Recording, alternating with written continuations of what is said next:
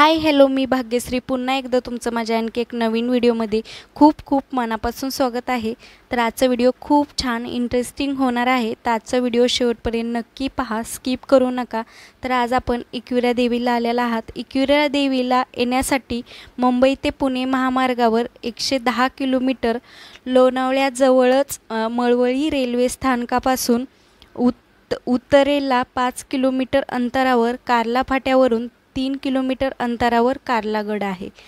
तिथेच जवळ भव्य ते रेखीव प्रवेशद्वार आहे। एकविरा आई महाराष्ट्रामधून लोणावळा गावामध्ये कार्ला लेण्याजवळ आहे। आई एकविरा जागृत देवस्थान म्हणून ओळखलं देखील जातं। कार्ला डोंगरावर यायला 2 मार्ग आहेत। पहिला म्हणजे पार्किंगपासून आणि दुसरा म्हणजे पायथ्यापासून। तर आई एकविरा देवीच्या बाजूलाच कार्ला लेणी देखील जवळच आहे। तर कार्ला लेण्यापर्यंत पोहोचण्यासाठी आपल्याला डोंगराच्या 350 पायऱ्या चालाव्या लागतात, किंवा आपण गाडी पार्किंगपासून जर गेलो तर आपल्याला 200 पायऱ्या चालाव्या लागतात। तर पाहू शकता, पायथ्यापासून आपण वर जायला निघालं देवीकडे की खूप सारे शॉप बघायला मिळतात। दुकानं आहेत इथे की आपल्याला पेढा, फूल, नारळ, देवीचं जे वटीचं सामान असतं ते इकडे आपल्याला सर्व मिळतं आणि खूप सारे शॉप आहेत। आज खूप गर्दी देखील आहे, पाहू शकता। आणि इकडे ज्वेलरी वगैरे देखील मिळते आणि देवीचं तर सर्व सामान तुम्हाला पूजेचं मिळूनच जातं। त्यानंतर आपल्याला काही ज्वेलरी वगैरे खरेदी करायची असेल ते देखील मिळते। आणि इथे एकविरा आईची लोणावळा चिक्की देखील खूप फेमस आहे आणि तिथे आपल्याला देवीच्याच पायथ्याशी खूप सारे शॉप आहेत, तर तिथे आपल्याला चिक्की देखील खायला मिळते। खूप सारे पदार्थ देखील असतात, नाश्ता वगैरे आपल्याला वेगवेगळे पदार्थ देखील मिळतात।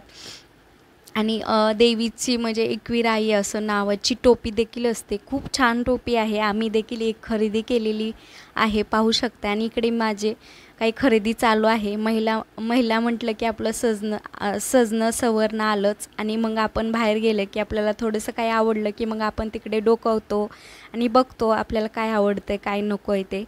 तर माझं पण तेच चालू आहे। तर इथे मी काय ज्वेलरी वगैरे बघत आहे आणि मला क्लिप्स हव्या होत्या। मी इकडे म्हणजे हे माझ्या केसाला लावलेली वेणी घेतली होती आणि त्याला लावायला क्लिप नव्हते, मला म्हणजे आठवणच नाही की क्लिप ठेवावी, पर्स वगैरे मी त्या दिवशी विसरली। क्लिप घेतली, त्यानंतर ही टोपी घेतली। तर इथे आमची बाबाची आणि आमची मस्ती चालू आहे, पाहू शकता। तर ते मास्क लावत होते, आम्ही सर्वजण त्यांना काढून ठेवायला सांगत होतो आणि इथे त्यांना ही टोपी घालायला सांगितली आणि खूप छान दिसते बाबाला ही टोपी। तर हे माझे सासरे पाहू शकतात माझ्यासोबत जे चालतात ते। तुम्ही ह्यांना पहिल्यांदाच माझ्या व्हिडिओमध्ये पाहत आहात, मला तर रोजच पाहतात, पण हे माझे सासरे। त्यानंतर माझे सासऱ्याच्याच बाजूला सासूबाई आहेत, त्या माझ्या सासूबाई आहेत। तर पाहू शकताय पाऊस देखील येत आहे आणि इथे आजी आणि हे आजोबा आहेत। खूप सारे ह्या लोकांचे हाल होत आहेत पाऊस येत असल्यामुळे। आणि आम्ही छत्र्या आणल्या होत्या, पण आम्ही गाडीमध्येच विसरलो होतो, त्यामुळे खूप सारा पाऊस येत होता आणि आम्ही पावसात देखील भिजत होतो। पण असू दे, खूप सारी मज्जा पण येत होती, कारण पावसामध्ये देवीच्या ठिकाणी गेलो आणि असं छान भिजतोय, तर खूप छान वाटत होतं। आणि मस्त हिरवगार वातावरणामध्ये, निसर्ग वातावरणामध्ये, डोंगरामध्ये ही देवी आहे। तर पाहू शकता इथे झरा पण आहे छोटासा, तिथे लोक फोटो वगैरे शूट करत आहेत। तर पाहू शकता खूप वरतून पाणी येत होतं ह्या झऱ्याला। आणि वरती पाहू शकता इकडे पण खूप सारे शॉप दिसत आहेत। तर थोडासा जास्तच पाऊस यायला लागला म्हणून आम्ही थोडंसं आणखी बाजूला थांबलो, बोलले पाऊस कमी झाले की मग जायला लागू। तर थोडं म्हणजे थांबत चालूच होतं आमचं। आणि सांभाळून जायला लागतं, कारण खूप साऱ्या पायऱ्या आहेत चढायला आणि पाऊस येत असल्यामुळे म्हणजे पाय देखील घसरायची भीती असते, त्यामुळे खूप सांभाळून जावं लागतं।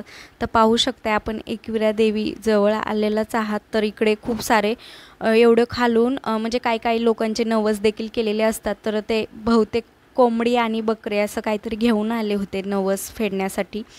तर खूप लोक श्रद्धा वगैरे ठेवतात आणि खूप दुरून येतात, पाहू शकता। आणि इथेच जवळ ही कार्ला लेणी आहे आणि त्याच्याच बाजूला एकविरा देवीचं मंदिर देखील आहे।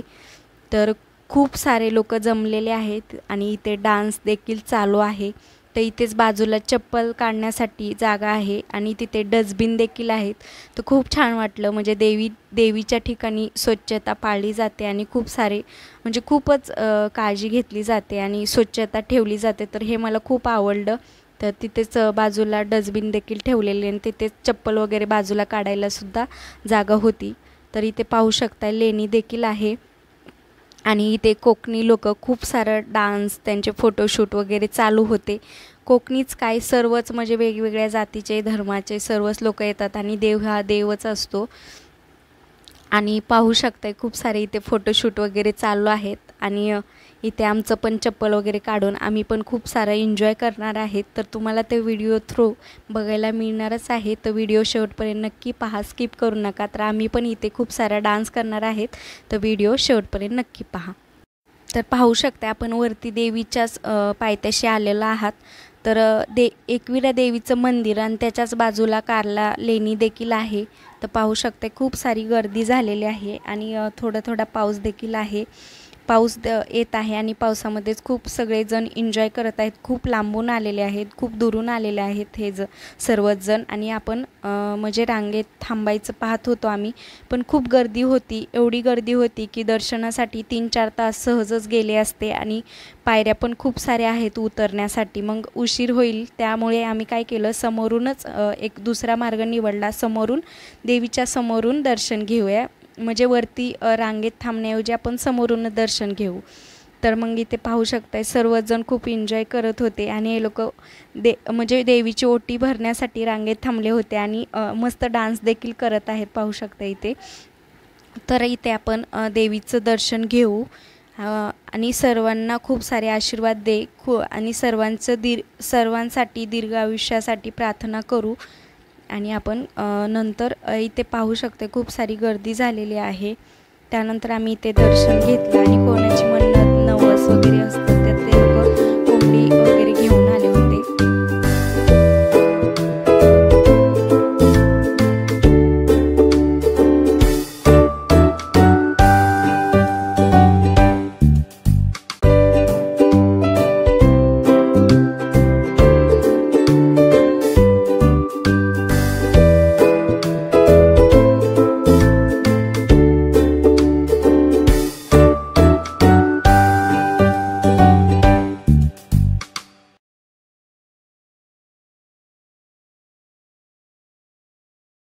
तर आता आपण एकविरा देवीचं दर्शन घेऊन इथे खूप सारा एन्जॉय करून आता आपण कार्ला लेणी पाहणार आहात. तर चला पाहूया. तर इथे पाहू शकता कार्ला लेण्या आहेत. तर ह्या कार्ला लेण्याबद्दल आपण जराशी माहिती जाणून घेऊया. कार्ला लेण्या या बौद्धिस्ट लेण्या आहेत. 16 लेण्या आहेत. यातील 3 लेण्या बौद्ध धर्माच्या महायान टप्प्यातील आहेत. या लेण्यामध्ये चैत्यग्रह ही मुख्य लेणी आहे. चैत्यग्रह ही त्या काळाचे एक भव्य प्रार्थनास्थळ होते. ग्रहामध्ये छतामध्ये लाकडाचे कोरीव काम देखील आहे. चैत्यग्रहामध्येच डाव्या आणि उजव्या बाजूस नक्षीदार कोरलेले खांब आपल्याला पाहायला मिळतात. या खांबावर पुरुष, स्त्री, हत्ती, घोडे यांचे शिल्प देखील आहेत. इथले प्रवेशद्वाराजवळच सिंहाचा एक विशाल स्तंभ आहे, जो उत्तर प्रदेशातील सारनाथ इथे सम्राट अशोकाने उभारलेल्या सिंहाच्या स्तंभाची आठवण करून देतो. तर ही कार्ला लेणी लोणावळ्यामध्ये 200 वर्ष जुनी आहे. आपण विश्वास देखील करू शकत नाही. आणखी देखील कोरीव काम जशाला तसं आहे आणि तशाला तशी कोरलेली लेणी आहे. म्हणजे काहीच झालेलं नाही. आणखी पाहू शकता. तर ही लेणी 2 मजली आहे. वरी जाण्यासाठी तुम्हाला जिना देखील आहे. खालचा व्ह्यू तो तुम्हाला दाखवलाच आहे. वरी गेल्यावर देखील तुम्हाला वरचा व्ह्यूसुद्धा मी दाखवणार आहे. तर बघू शकता खूप लांबून दुरून लोक येत आहेत, खूप सारा एन्जॉय करत आहेत आणि गर्दी देखील वाढतच आहे आणि पाऊस देखील चालूच आहे. पाऊस थांबायचं नाव घेत नाही. त्यानंतर पाहू शकताय वरतून लेण्यांच्या वरतून असं पाणी झिरपत आहे आणि आतमध्ये देखील थोडंसं पाणी झिरपतच आहे. इथे खूप सारे फोटोशूट केले आम्ही, खूप सारा एन्जॉय केला आणि पाहू शकताय गर्दी, रांग बघू शकताय दर्शनासाठी की खूप मोठी आणखी वाढलेलीच आहे. तर आता आपण वरती जाणार आहेत. तर इथे वरतून तुम्हाला व्ह्यू दाखवणारच आहे. तर पाहू शकताय वरतून व्ह्यू खाली खूप सारी अशी गर्दी दिसत आहे आणि खूप सारे डान्स करत आहेत, खूप एन्जॉय करत आहेत. त्यानंतर पाहू शकता आजूबाजूला खूप सारे डोंगर आहेत, हिरवागार निसर्ग वातावरण दिसत आहे. आणि लोणावळा म्हटलं की हिरवगार म्हणजे मस्त हिरवगार आणि थंड वातावरण आलंच. त्यानंतर आपली घरी जायची वेळ झाली आहे. खूप सारा एन्जॉय केला, देवीचं दर्शन घेतलं, लेणी पाहिली. आता आपण घरी जायला निघालो. तर तुम्हाला कसा वाटला व्हिडिओ कमेंटमध्ये नक्की सांगा. आवडला असेल जास्तीत जास्त शेअर करा आणि चॅनलला सबस्क्राईब केलं नसेल तर नक्कीच सबस्क्राईब करा. आवडला असेल लाईक शेअर सबस्क्राईब करा. व्हिडिओ पाहिल्याबद्दल खूप सारे धन्यवाद. असेच कनेक्ट राहा आणि खूप सारे प्रेम द्या, खूप सारे आशीर्वाद द्या. थँक्यू.